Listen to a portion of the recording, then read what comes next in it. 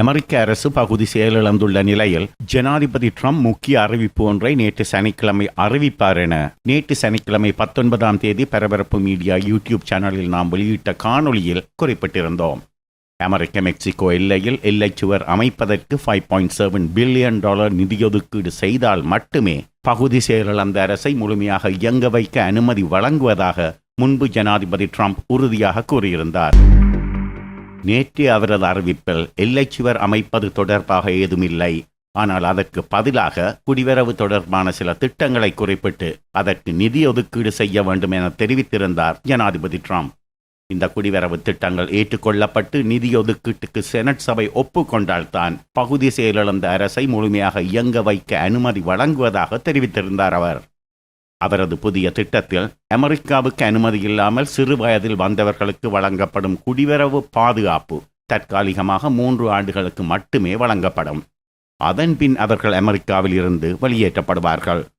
சிறு வயதில் விசா இல்லாமல் அமெரிக்காவில் வந்து தங்கிவிட்டவர்களை ட்ரீமர்ஸ் என்ற பெயரில் அழைக்கிறார்கள். இவர்களுக்கு அமெரிக்காவுக்கு வெளியே நாடு கடத்தலில் இருந்து அமெரிக்க குடிவரவு சட்டத்தில் பாதுகாப்பு வழங்கப்பட்டுள்ளது.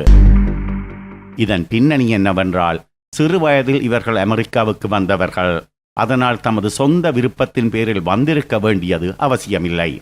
எனவே இவர்களாக குடிவரவு சட்டத்தை மீறி சட்டவிரோதமாக அமெரிக்காவில் தங்கியிருக்கவில்லை என்பதால் இவர்கள் வளர்ந்த பின்னரும் அமெரிக்காவில் நிரந்தரமாக தங்கியிருக்கலாம், பணிபுரியலாம். ஆனால் அமெரிக்க பிரஜா உரிமைதான் கிடையாது. இதுதான் சட்டத்தில் அவர்களுக்கு வழங்கப்பட்டுள்ள பாதுகாப்பு. அதே நேரத்தில் இந்த ட்ரீமர்ஸ் வளர்ந்து அமெரிக்காவில் அவர்களுக்கு குழந்தைகள் பிறந்தால் அந்த குழந்தைகளுக்கு அமெரிக்க பிரஜா உரிமை கிடைக்கும். இந்த ட்ரீமர்ஸ் என்பவர்கள் பெரும்பாலும் லத்தீன் மொழி பேசும் இளையவர்கள். பெரும்பாலானவர்கள் மெக்சிகோவில் இருந்து எல்லையை கடந்து அமெரிக்காவுக்குள் வந்தவர்கள். இவர்கள் நாடு கடத்தப்படுவதை தடுக்கும் குடிவரவு சட்டப்பிரிவு DACA என அழைக்கப்படுகிறது. அதன் விரிவாக்கம் deferred action for childhood arrivals. இந்த சட்டப்பிரிவால் சுமார் 7 லட்சம் இளையவர்கள் நாடு கடத்தலில் இருந்து பாதுகாப்பு கொடுக்கப்படுகிறார்கள். அமெரிக்க முன்னாள் ஜனாதிபதி ஒபாமாவால் 2012ஆம் ஆண்டு நடைமுறைப்படுத்தப்பட்ட குடிவரவு சட்டம் இது.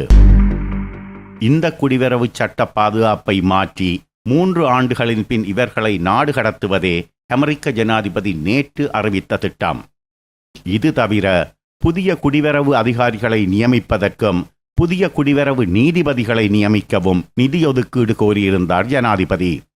ஜனாதிபதியின் இந்த திட்டம் டெமோக்ராட் செனட் உறுப்பினர்களால் உடனடியாகவே நிராகரிக்கப்பட்டுவிட்டது.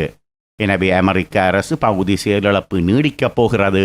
சுமார் 8 லட்சம் அரசு ஊழியர்கள் தொடர்ந்தும் ஊதியம் பெறாமல் பணிபுரிய வேண்டிய நிலை ஏற்பட்டுள்ளது.